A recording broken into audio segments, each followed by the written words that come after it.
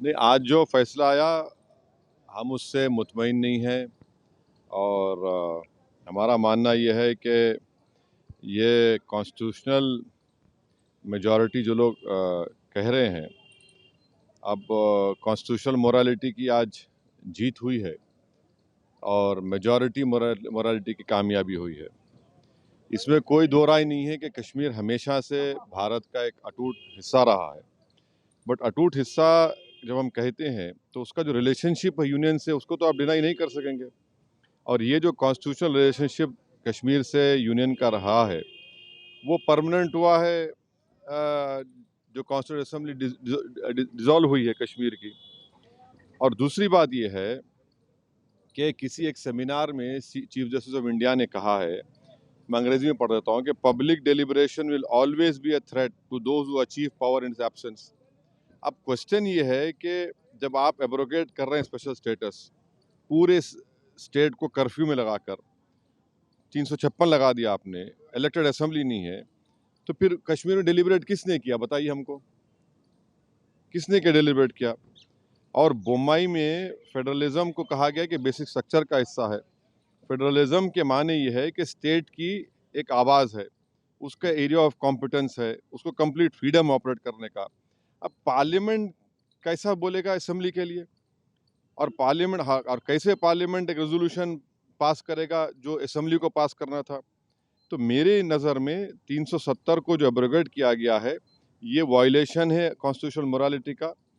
और जो abrogation, bifurcation और डाउनग्रेडिंग हुआ है एक स्टेट के यूनियन टेरिटरी का, ये तो बहुत बड़ा धोखा हुआ है जो हमने कश्मीर के अवाम को वादा किया था। मैं पहले भी कहा हूँ, आज भी कह रहा हूँ कि अब ये तो लेजिटिमाइज हो चुका है कोर्ट से, तो कल बीजेपी को कोई नहीं रोक सकेगा चेन्नई, कोलकाता, हैदराबाद और मुंबई को यूटी बनाने के लिए। और इसका सबसे बड़ा नुकसान जो होगा आप देख लेना फ्यूचर में, डोगरास को होगा और लद्दाख के बुद्धिस्ट को होगा। वहाँ पर डेमोग्राफिक चेंज होगा। अभी से आप देख रहे हैं कि जम्मू में जितने राइस मिलें थी वो डोगरा के लोग हाथ से निकल गई। और लद्दाख में आप देखेंगे बहुत बड़े पैमाने पर बुद्धिस्ट लोग नाराज होंगे और वहाँ पर डेमोग्राफिक चेंज होगा। सर, दो सवाल हैं। आपने ये बात कही कि दूसरे शहरों में भी ये काम करेंगे ये लोग, किस शर्त पे और क्या सबूत और किस दावे के साथ आप कह रहे हैं? देखिए, आज आपने एक स्टेट को 3 यूटी बना दिए, वहाँ की असेंबली भी नहीं है, वहाँ 356 है, पार्लियामेंट उनके लिए बोल रहा है, असेंबली नहीं बोल रही है। आपने यूटी बना दिया उन लोगों को 3 को। अब आज का जो ऑर्डर आया है सुप्रीम कोर्ट ने, सीजीआई और सुप्रीम कोर्ट ने कहा है कि द अर्लीस्ट आप रेस्टोर करिए। अर्लीस्ट का मतलब क्या है? जैसा कि सुप्रीम कोर्ट ने कहा कि 30 सितंबर की तारीख दी कि चुनाव करा दीजिए, अब अर्लीस्ट का मतलब क्या है? और लद्दाख के यूटी को उन्होंने अपहेल्ड किया है। अब वो लद्दाख में क्या पावर्स है बताइए? पहले तो भी काउंसिल में कुछ पावर से, अब तो एलजी डिसाइड करता है बजट उनका। तो ये आप कल किसी को भी करेंगे, आपको जरूरत ही नहीं है 356 लगाने की। आप कहेंगे कि भाई चलो ये लॉ एंड ऑर्डर मसला है और इन चारों को यूटी बना दो, तो खतरा है वो, उस खतरे से कोई इनकार नहीं कर सकता। जल्द चुनाव होना चाहिए, डेमोक्रेटिक वहाँ पे स्थापित होना चाहिए। अरे चुनाव तो सुप्रीम कोर्ट ने कह दिया है। हमारे लिए आज का जजमेंट डिसअपॉइंटमेंट है। सुप्रीम कोर्ट सुप्रीम जरूर है, मगर आप स्टेट होल्ड को एट द अर्लीस्ट रेस्टोर को। अर्लीस्ट का मतलब क्या है? यानी आप यूटी कर दो और फिर आप बोल दो हाँ अर्लीस्ट कर दो। अब अर्लीस्ट कब होगा भाई? आप कब हुआ था? 2019, आज कितने साल हो गए?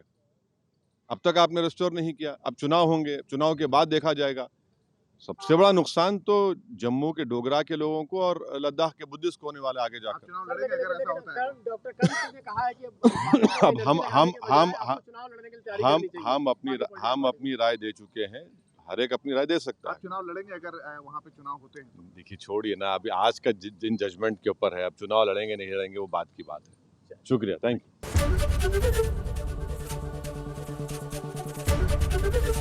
एबीपी गंगा, खबर आपकी, जुबान आपकी।